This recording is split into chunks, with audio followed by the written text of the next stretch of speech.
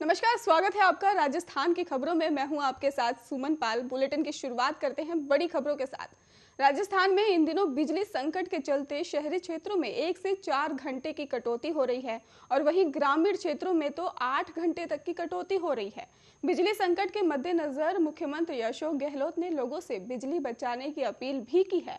साथ ही सरकारी अधिकारियों से ऑफिस में एसी नहीं चलाने और बिजली की बर्बादी रोकने की भी अपील की गई है।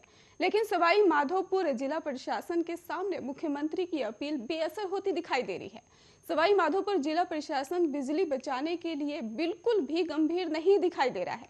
जिला कलेक्ट्रेट के सभागार में भी बिना किसी बैठक और बीसी के ही लाइट और पंखे चलते दिखाई दिए हैं। आपको ये भी बता दें कि जैसे ही ये मामला सामने आया है, वहां पर राजनीति भी शुरू हो गई है और यहाँ भी बिजली की फिजूल खर्ची देखने को मिल रही है। मुख्यालय पर रोड लाइटें भी दिन भर चलती हुई दिखाई देती हैं। प्रदेश में बिजली संकट के समय में भी इस तरह की बिजली की फिजूल खर्ची समझ से परे दिखाई दे रही है। इस पूरे मामले को लेकर ही जानकारी सामने रखी गई है। कलेक्टर राजेंद्र किशन को फोन कर जानकारी देना चाहिए तो उन्होंने फोन रिसीव तक नहीं किया है। और मामले में भी एडीएम में भी सूरज सिंह नेगी ने यह कहा है कि बिजली की फिजूल खर्ची ऑफिस में हो या घर में सभी जगह गलत है, ऐसा दोबारा नहीं हो इसके लिए भी कर्मचारियों को पाबंद किया गया है और इसके साथ ही बिजली की फिजूल खर्ची को ना सुनिश्चित किया जाएगा। हनुमानगढ़ जिले में 3 दिन बाद गुरुवार को पेट्रोल पंप खुल गए हैं। हालांकि सरकार और पंप संचालकों में भी किसी मुद्दे पर समझौता नहीं हुआ है और अभी तक आपको बता दें कि सरकार की तरफ से पंप संचालकों को सिर्फ आश्वासन ही दिया जा रहा है। वहीं जिला प्रशासन ने पंप संचालकों की भी यूनियन के पदाधिकारियों को भी वार्ता के लिए बुलाया है।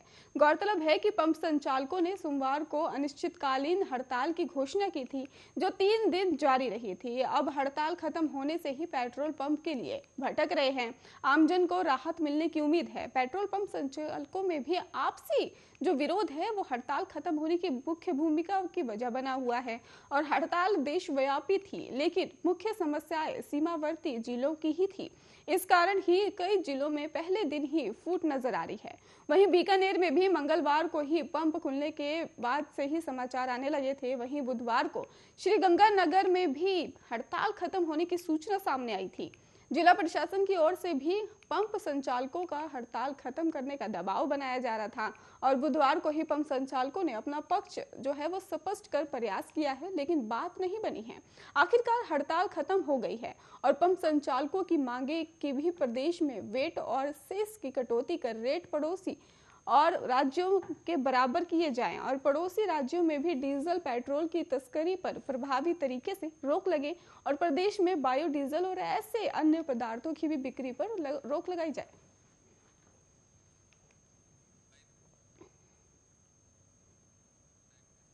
जिले में फेस्टिवल सीजन को ध्यान में रखते हुए चिकित्सा और स्वास्थ्य विभाग अलर्ट मोड पर दिखाई दे रहा है। शहर के भीड़ भाड़ वाले स्थानों पर कोरोना जांच के रैंडम सैंपलिंग की जा रही है और अस्पतालों में भी रोगी पंजीयन काउंटर के पास अलग से ही काउंटर लगाकर कोरोना के रैंडम सैंपल लिए जा रहे हैं। पंडित दीनदयाल उपाध्याय मेडिकल कॉलेज के रिसर्च असिस्टेंट बलेंद्र भारद्वाज ने ये जानकारी सामने रखी है कि पिछले दिनों ही सीएम ने वीसी के दौरान ही कोरोना से सचेत रहने के निर्देश दिए थे, जिनकी अनुपालना में अब जिले में रैंडम सैंपलिंग का काम बढ़ा दिया गया है। और उन्होंने बताया कि रैंडम सैंपलिंग के ही तहत डबल वैक्सीनेट और लोगों को की जो सैंपलिंग है उसकी भी लिए जा रहे हैं और लैब में पूरे जिले में 450 के करीब सैंपल आ चुके हैं, जिन्हें त्योहारी सीजन को देखते हुए बढ़ाकर 2000 तक किए जाने का प्रयास जारी है। Head Deendayal Upadhyay medical college के माइक्रोबायोलॉजी के भी डॉक्टर महेश कुमार ने भी ये जानकारी सामने रखी है कि पहले कोरोना की जांच रिपोर्ट आने पर सीधे रोगी को बता सकते हैं, मगर अब किसी भी व्यक्ति की रिपोर्ट पॉजिटिव आने पर ही उसका सैंपल जांच के जयपुर सवाई मानसिंह अस्पताल जयपुर भेजा जाएगा, जहां यह पता चल जाएगा कि रोगी के सैंपल कोरोना कौन सा स्ट्रेन है।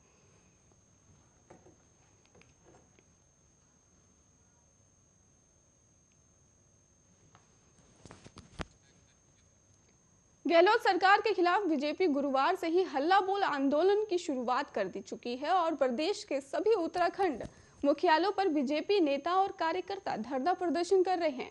हल्ला बोल आंदोलन में ही प्रदेश स्तर के 77 नेता उपखंड स्तर पर ही जाकर धरने प्रदर्शन की अगुवाई करेंगे। बीजेपी प्रदेश अध्यक्ष सतीश पूनिया ने भी जोधपुर में ओसिया में धरने पर बैठे और आपको ये भी बता दें कि वो बैठने वाले हैं और ब्लॉक स्तर पर हो रहे धरना प्रदर्शन में पार्टी के सभी पदाधिकारियों को भी शामिल होने की जिम्मेदारी दी गई है। और इतना ही नहीं, राजधानी जयपुर में भी धरने प्रदर्शन रखे गए हैं। बीजेपी के हल्ला बोल आंदोलन का दूसरा फेज नंबर में ही शुरू होगा और नंबर में सभी जिला मुख्यालयों पर धरना प्रदर्शन होंगे। 15 दिसंबर को ही जयपुर में ही गहलोत सरकार के खिलाफ बड़ी रैली करने का प्रयास जो है फैसला किया जा रहा है और दिसंबर की रैली में बीजेपी ने 2 लाख से ज्यादा कार्यकर्ताओं को जुटाने का भी दावा किया है। बीजेपी प्रदेश अध्यक्ष सतीश पूनिया का कहना है कि सरकार हर मोर्चे पर विफल है, हर वर्ग में छल किया गया है और सरकार को अब हर स्तर पर चेताने के आंदोलन की रास्ता बचाया है। और इसके साथ उन्होंने कहा कि जनता से किए गए हर वादे पर सरकार विफल साबित हो गई है और प्रदेश क्राइम कैपिटल बन चुका है। भर्तियों को भी धांधली आम बात बन चुकी है और कांग्रेस सरकार से जनता का विश्वास लगभग उठ ही चुका है और राज्य में बढ़ी बिजली की दरें, आए दिन हो रहे अपराध, बहन बेटियों पर हो रहे अत्याचार, किसान कर्ज माफी, परीक्षाओं में धांधली, लंबित भर्तियों के मुद्दों पर भी हल्ला बोल आंदोलन किया गया है।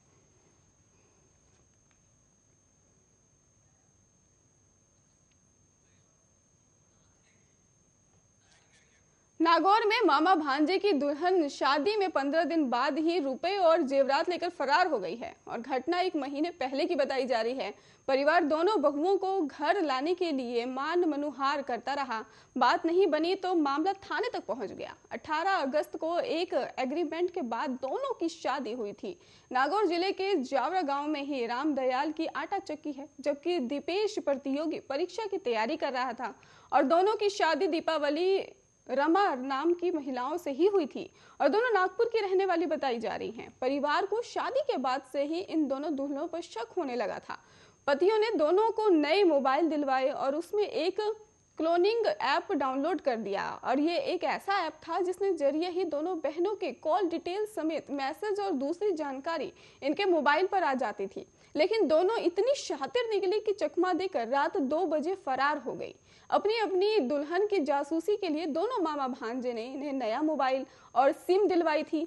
सिम के नंबर से ही उन्होंने OTP लेकर अपने मोबाइल में एक ऐप डालकर उसे वेरीफाई भी कर लिया था। इसके चलते दोनों दुल्हनें जब भी किसी से बात करती या मैसेज करती, उसका पूरा डाटा मामा भांजे के मोबाइल से ही सेव हो जाता था।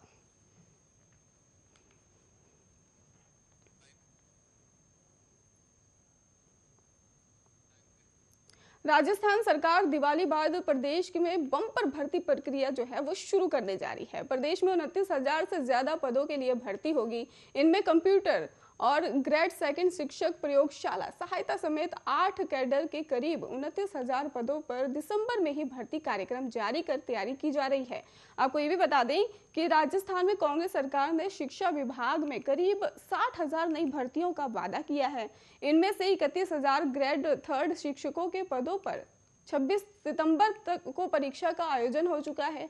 वहीं अब सरकार की ओर से करीब 29,000 पदों के लिए नया खाका तैयार किया गया है। एक और जहां सरकार की ओर से 29,000 पदों पर नई भर्तियों को निकालने की तैयारी की जा रही है, वहीं दूसरी ओर अदालत में अटकी भर्तियों को भी सरकार ने पैरवी कर जल्द पूरा करने की तैयारी कर ली है। इसके साथ ही लंबित चल रही शिक्षा विभाग की करीब 5,000 पदों की भर्तियों को सरकार की ओर से निस्तारित करवाते हुए अधिकतर पदों पर नियुक्त किया जा रहा है।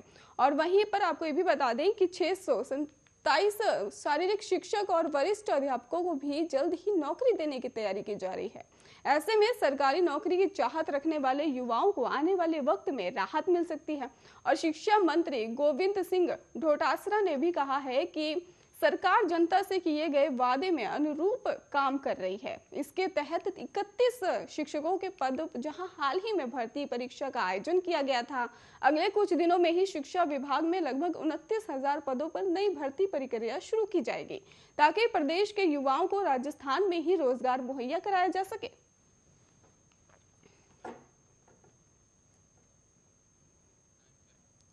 अलवर में 23 साल के युवक की गोली मारकर हत्या कर दी गई है। उसका शव गुरुवार सुबह भगवाड़ी गांव में ही करीब 400 मीटर दूर शमशान के पास एक कमरे में मिला है। हत्या के बाद इतना खून बह गया कि कमरे के बाहर तक खून फैल चुका था और सुबह जब ग्रामीण घूमने आए तो खून देखकर डर से गए और इसके बाद कमरे में जाकर देखा तो युवक का शव पड़ा हुआ था। उसकी बहन की 20 दिन बाद शादी होनी थी। बहरोड थाना अधिकारी प्रेम प्रकाश और डिप्टी मदन लाल रॉयल मौके पर पहुंचे और शव को अस्पताल की मोर्चरी में भी रखवाया। डिप्टी ने यह भी जानकारी सामने रखी कि 23 साल मंदीक उर्फ सोनू गांव भगवाड़ी का रहने वाला है। वो अपने माता पिता का इकलौता बेटा बताया जा रहा है।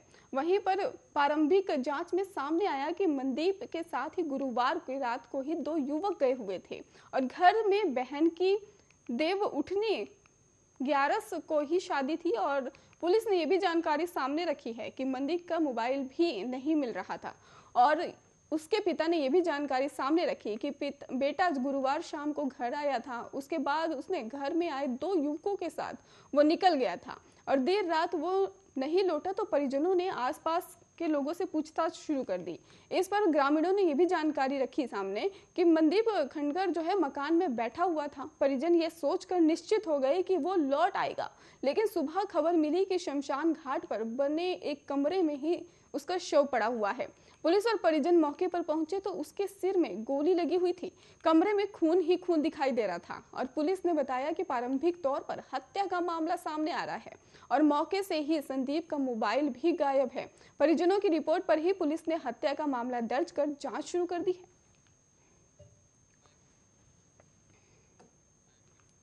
जिले के लालसोट क्षेत्र में नाबालिग के साथ दुष्कर्म का मामला सामने आया है। नाबालिग किशोरी स्कूल जा रही थी। इसी दौरान रास्ते में ही कार सवार 2 युवक उसका जबरन अपहरण कर ले गए, जहां दोनों से सुनसान जगह पर जाकर उसके साथ दुष्कर्म की वारदात को अंजाम दिया है।